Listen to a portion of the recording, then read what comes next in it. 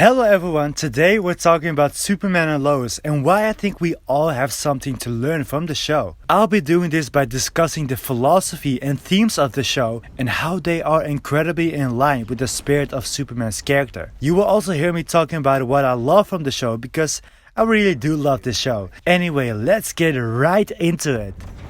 I remember coming to this earth, feeling the sun on my face for the first time. Oh my God, Jonathan, it's a baby boy. Hearing the voices of my parents. The first thing about Superman's philosophy, and actually the main thing about it, starts literally in the first seconds with this beautiful opening scene, which is the pureness, genuineness and idealism of Clark Kent. This scene embraces those ideals and gives the tone for the whole show. Everything about this scene is just so incredibly mesmerizing. The music, the cinematography, the warmth, Clark's voiceover, it just screams that this man is going to become the most genuine person on Earth.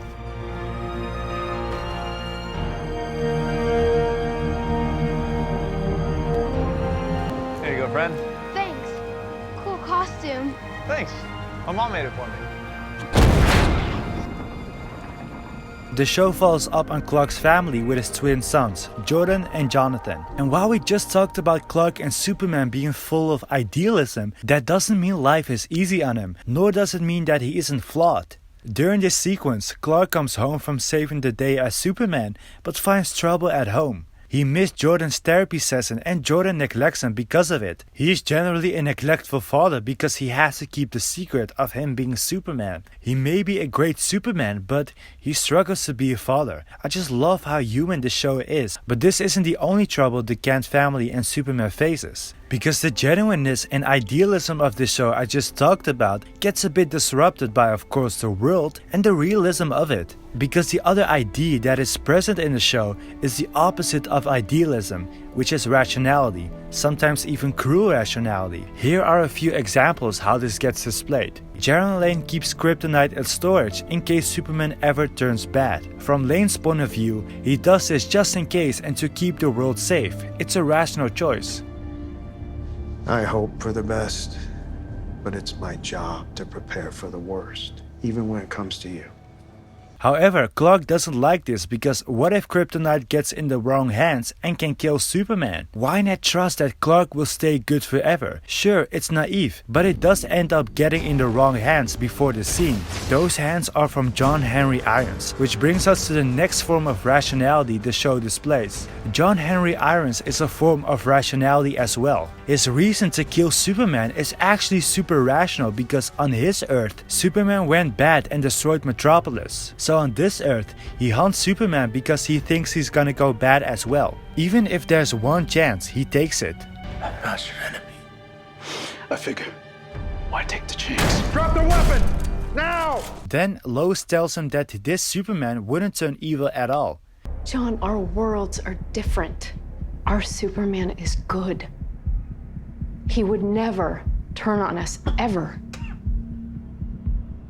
How can you know that? I know. What Lois says is what the show strives for, and that is turning rationality into idealism and remaining pure. The show starts from having realistic and rational characters to more hopeful, naive and idealistic characters. John is one of the strongest examples of this idea, because Superman gets later mind controlled by Morgan Edge and has turned evil. We will talk about Morgan Edge in a bit, but there seems to be very little chance that he can return to the good Superman. And while John doesn't hate Superman anymore, this is where he needs to step in and potentially kill him. But Lois still believes in Clark.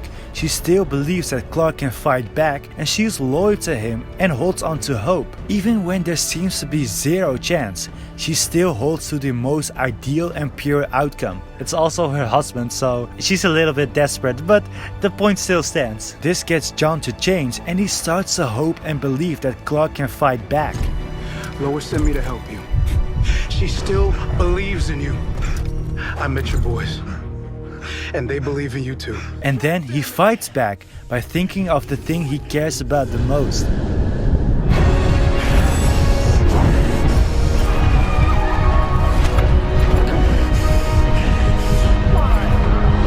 But not everyone can be turned idealistic, and there's one form of rationality that is straight evil. This gets displayed by the villain of the story, which is the complete opposite of Clark's entire being, Morgan Edge. Morgan Edge doesn't agree with Clark's view of the world and wants to turn humans into Kryptonians. Nor does he believe humans are good people. The reason for this is shown in the difference between Clark and Edge's first moments. When Clark arrives on Earth, his greeting is warm and instantly felt how good humans can be. The Kents were the most loving people. This forms his idealism because he has witnessed that people can be loving. Morgan's first moments, however, are different than that. Because they did no such thing for me. I landed in the British countryside, where I was not greeted. I was hunted. Trapped. Caught. Edge's world wasn't ideal, it was what it was. And this is what forms his ideology. Clark has to fight Morgan Edge, and of course, he stays loyal to humans and being their hero. Loyalty becomes more of a present theme during the end because yes, idealistic values like love and trust are great, but loyalty during moments of crisis has to be in line with that. Loyalty to the people the characters know, but also loyal to the great ideals I just mentioned. I want to take a moment to talk about the relationship between Jordan and Jonathan, because I feel like it's one of the bases for this theme and also what becomes the basis for the show's finale. Jordan and Jonathan have a very sweet, realistic and nice relationship. They get on their nerves like real brothers, but there's a very strong and caring relationship underneath. In the upcoming scene, the idea that the Kent brothers are loyal to each other, but also loyal to things like love, gets really nice displayed here. Jordan was the reason they had to move to Smallville as he got powers, but it sucks for Jonathan as he is about to lose his girlfriend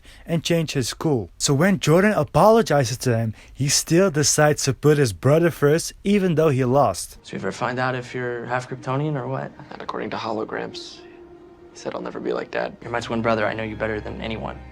You're different now, okay? Something happened to you. Definitely something special. And if no one else is gonna help you figure out what that is, I will. Later he does get mad because everything he lost, but that's super reasonable and human as he just keeps losing. John is really the heart of the family because he keeps losing, but at the end he does still love his family. The whole Kent family will always prioritize things like love, hope, and trust even if the circumstances are tough. The same concept applies for the Cushing family and the people of Smallville in the final episode. The Cushing family got hated by Smallville because they thought Morgan Edge was a good guy before knowing his intentions. They are upset that Smallville hated him, but Kyle and the others still help out during the Kryptonian attack. They're still loyal to the people and to what they believe in. When Morgan Edge gets defeated, I love how Superman states this and how the people of Smallville held on. This small town was hurting. Its people were hurting. An event this big could have destroyed it, could have torn it apart. But it didn't. It brought it back together. I saw people find strength they didn't know they had. Face their fears, become heroes. I'm not the one who saved Smallville. Its people did.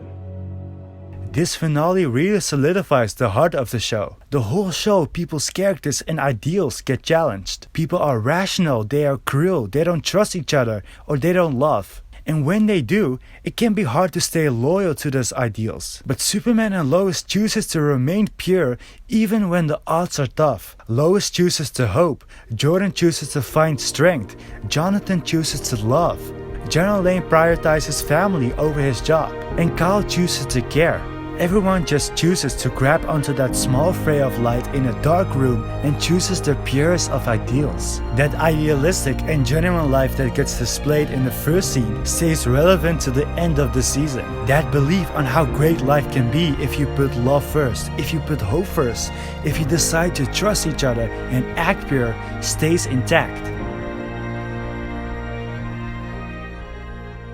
I think this is such an important lesson for us to live by, because the same unpure and ingenuine ideologies I mentioned from the show are super present in our daily lives. People often question these pure ideologies with things like, would they do the same for you? Why would you think like that? Is that even a realistic thought? Do you live in the real world or not? People don't always hope, people don't always love, and why would you trust them back? To give you a practical example, we all know the popular quotes on Snapchat or Instagram, how friends aren't real, how friends will backstab you, or how people aren't good anymore, the ones with the Joker background.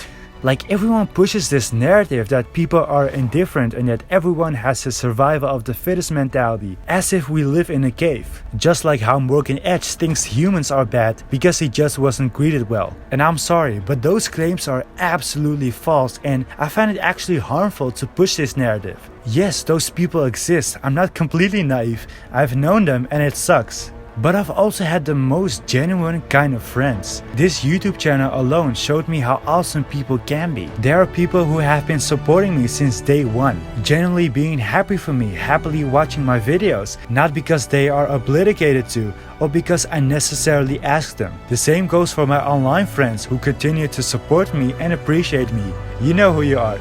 I do not say this to brag, but because of this, because I've seen how lovely people can be, and also because I get inspired by Superman, I will always want to believe that people can be good and embrace that ideal. God willing, I will always want to be naively optimistic and embrace values like love, trust, genuineness, and Everything good and decent? Truth, justice. The American way. And I think what I just said also relates a lot to the reputation of Superman and how his values seem silly. People say that Superman is corny or unrealistic for being a good person. Characters like Homelander, Punisher, or even evil Superman are way more interesting because it's realistic or it's rational. Characters like Joker, who don't see the good in people, are the ones people resonate with. But in my opinion, good is what we should strive for and resonate with. Doesn't matter if it's uncool, doesn't matter if it's unrealistic, doesn't matter if it's irrational. You're living in a dream world! Good. Dreams save us. Dreams lift us up and transform us into something better. And on my soul, I swear that until my dream of a world where dignity, honor, and justice are the reality we all share, I'll never stop fighting. Ever. Superman did the word for me there. So the action guide for this video is to be more naively good or naively kind and to lower that rational filter for a bit. Of course, rationality should still exist, and I'm not telling you to leave your house unlocked and trust that people won't steal. That's not what I'm saying, and I still think rationality is important. But genuine pureness, idealism, and fantastic values like love, trust, curse, hope, all that stuff can have a strong basis besides that. You can do this on so many levels. Treat people better, help more. If you see someone struggling, lend in a hand. Give more charity. If you have great friends, trust them more or do more nice things for them. Whatever it is, if it's good, don't hesitate to do it. One key element that strengthens this idea of idealism is seeing it happening. Like I said, Clark is idealistic because his parents were loving. Morgan is pessimistic because he has witnessed people being bad. If you surround yourself with great people, you will rationally believe that people can be good because you have proof. Having a great environment with great friends is just super healthy anyways. One way I'm going to apply this mindset is by being less selfish. My friend Gio on Twitter called out how people in the show trust each other to have each other's back and put love first. I personally used to be the selfish type where I often easily thought I was taking advantage of or I was doing too much. Basically the what about me person, and I didn't trust other people having me in mind. But Gio told me that this show focuses a lot on prioritizing others and trust that they will do the same for you. Lois trusts Clark when it comes to moving to Smallville. Jonathan accepts moving to Smallville because he cares about Jordan. It's a very lovely mindset that I want to work on. I want to thank Gio a lot because a good portion of what I said from this video is inspired by him. I also want to thank my good friend Mo for also helping me out with the content of this video. If you want to do something good right now, you can drop me a like, because when you do, YouTube will recommend this video to other people, more people get helped and will hopefully want to act better, and you have basically caused humanity to be better. So you can basically become Superman by liking this video. And if you would like to get regularly inspired by superheroes to improve your life, achieve your goals, all that great stuff, hit the subscribe button to stay notified for my next videos. Let me know what you thought about this mindset, or what you think of Superman and Lois in general. Also, let me know if you want me to cover a movie, superhero, or topic in general. Anyway, thank you so much for watching, and I will see you soon. Night, General.